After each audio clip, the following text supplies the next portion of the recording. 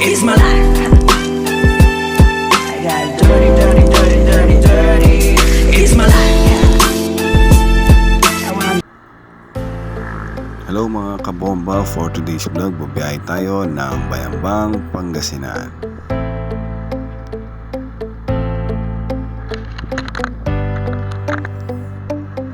At nandito na tayo sa Magalang Town proper.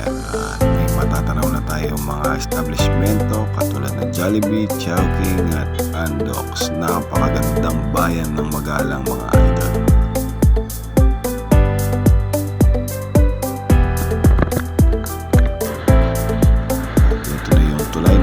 Papuntang Concepcion, Tarlac.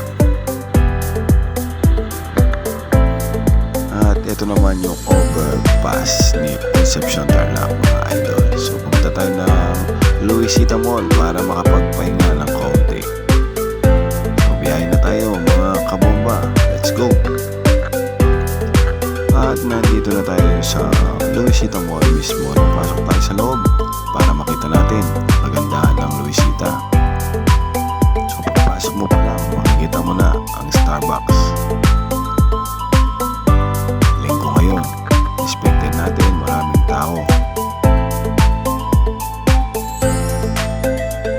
Ayun, at may mga nagja-jogging pa mga idol.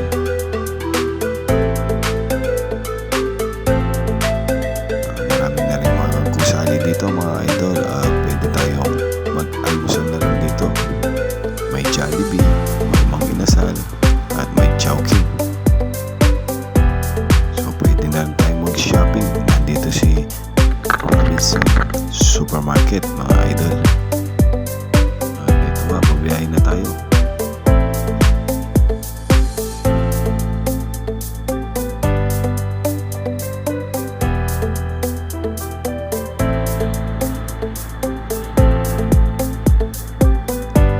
Nandito na tayo sa tapat mismo ni Sogo Hotel at tabi ni SM Tarlac.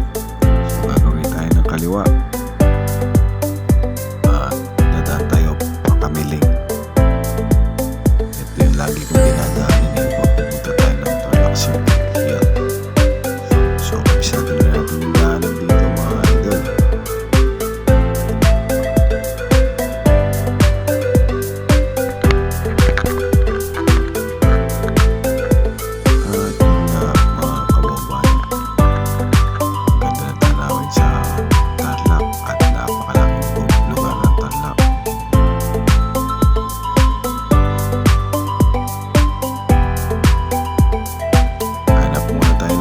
Station mga kabomba at maglo-load muna tayo.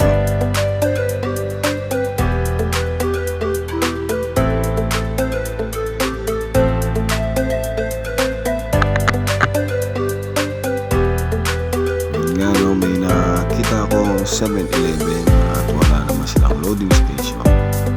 At nabati tayo ni ate. At ito nga, aabutan ko siya ng sticker. Subscribe mo ko no ate para naman makapalaw ka sa aking mga video. So abante ulit tayo at magbubiyahe na mga idol. At ito nga, sa gawing pa San Jose Tarlac, may 7-Eleven tayong nakita. So dito na tayo mag-aalmusal, magkakape at maglo-load.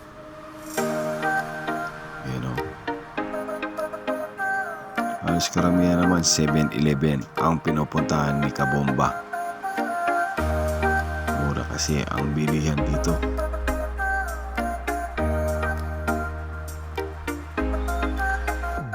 Wow, ang ganda ng pwesto nila mga idol. Ayun, may loading station at magluluto na si kabomba.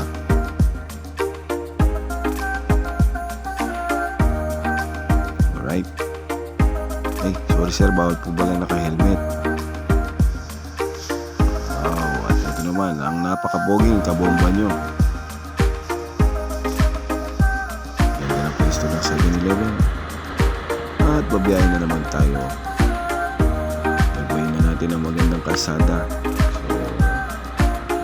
So napakaluwag ng kalsada dito at mapapabilis ang ating biyahe papuntang Pangasinan.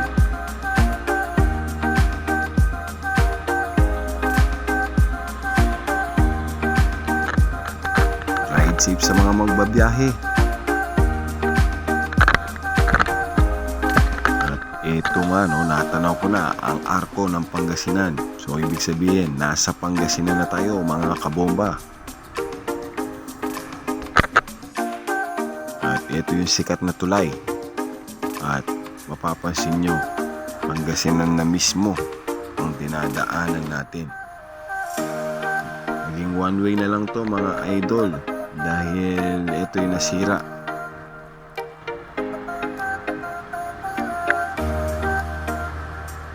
At nandito na tayo sa bayan ng Bayambang. Ayan, oh. Wow, ang ganda rin pala dito.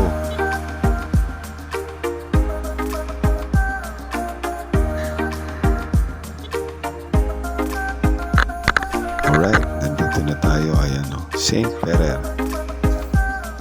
Pasyal muna tayo. Tingnan ang napakagandang tanawin.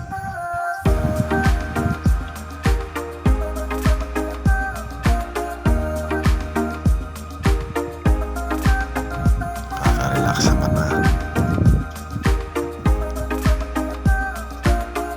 Kung gustong pumunta rito, pasyal na.